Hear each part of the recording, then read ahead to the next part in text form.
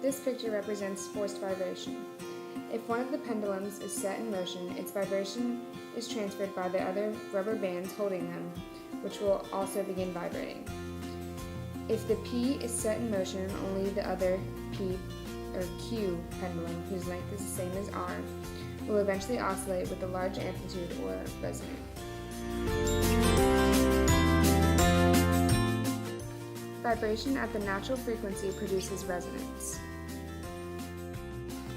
Resonance is defined as a phenomenon that occurs when the frequency of a force applied to a system matches the natural frequency of vibration of the system, resulting in a large amplitude or vibration.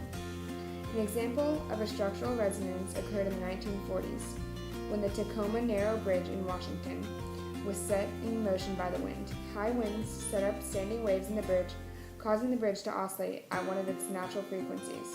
The amplitude of the vibrations increased until the bridge collapsed. A more recent example of the structural resonance occurred during the Loma Prieta earthquake near Oakland, California in 1989, when part of the upper deck of a freeway collapsed due to oscillating waves.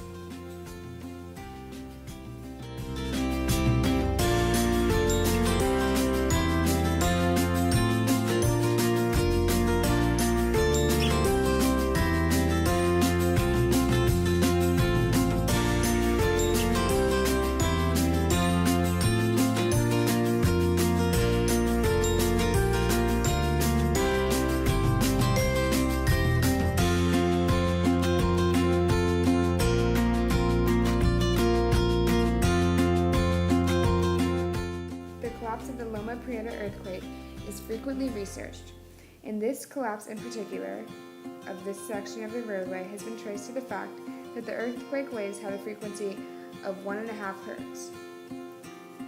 This frequency is very close to the natural frequency of that section of the roadway.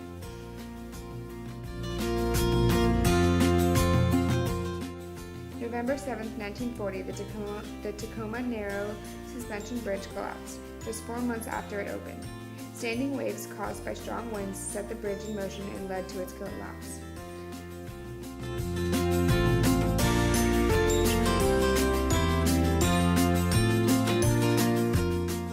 The Loma Prieta Freeway and the Tacoma Narrow Suspension Bridge are similar because both constructions collapsed due to natural disasters and standing waves that eventually collapsed both structures.